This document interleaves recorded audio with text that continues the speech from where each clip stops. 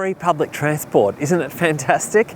Yeah, well, that's what everybody's thinking, because in Sydney now for 12 days we've got free public transport, and as a result the figures are already in.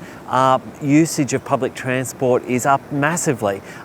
Patronage on the ferries has doubled, and on weekdays it's up from like somewhere between 20 to 50%. So it really does show that if you support public transport, you make it free, then people will actually use it. Who would have thunk it, right? And you know, this is a Socialist Alliance policy. It's a really good idea. Now, you might wonder, like, how can we pay for that? We're already paying a massive amount for private car transport in a way that you don't actually even realise it.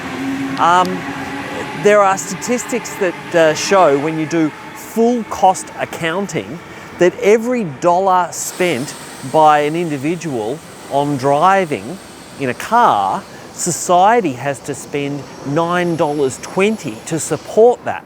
So what are the supports? Well, you know, you have to build the roads, you have the car parking, we have the signs and the traffic signals, and we have the car accidents, and we have all the health costs of car dependency, and we have the local air pollution, the particles, the PM 2.5s that cause cancer, and then we have the carbon dioxide that is causing global warming. When you add up all of those costs, and which are borne not by the individual but by the public at large, that means that there's a subsidy of $9.20 for society has to pick up the tab for that for every dollar spent privately. Now, if one goes on spends $1 on public transport, then that figure then comes down only to $1.50. So instead of the public having to spend $9.20, they're spending only $1.50.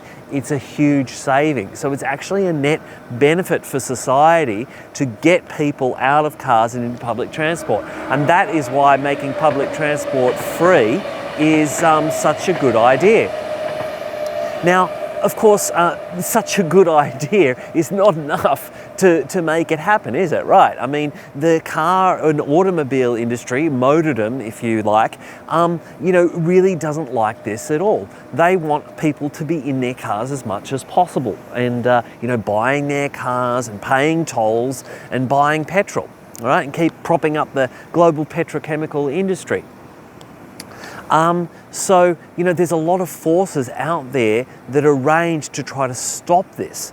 Now, how on earth, though, did we get this 12 days of free public transport? Well, you have the Rail, Tram and Bus Union to thank for that, not the Transport Minister, David Elliott. Okay, so the Rail, Tram and Bus Union are a strong, proud public trade union.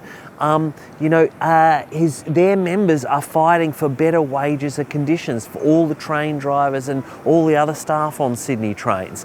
And in that fight, because the government is so intransigent and not interested in giving workers a better deal, they you know, decided, David Elliott just shut down the entire network. And who did he blame? He blamed the rail, you know, he blamed the RTBU and our fantastic public transport workers when it was his decision to shut it down. All of the transport workers were there ready to work on that day when the entire network was shut down.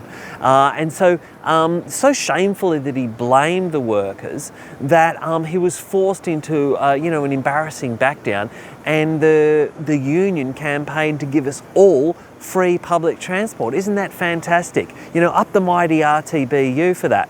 Now, so that just shows the importance of public ownership of our transport system. You know, the role of good, strong trade unions, of joining your trade union and getting involved, and that building the power of the workers through strike action to force these things through. Without that industrial strength, we will never be able to fight the powers that don't want us to have good public transport. So let's have free public transport and get our transport emissions down. Authorised by P. Boyle for Socialist Alliance, Ultimo, New South Wales.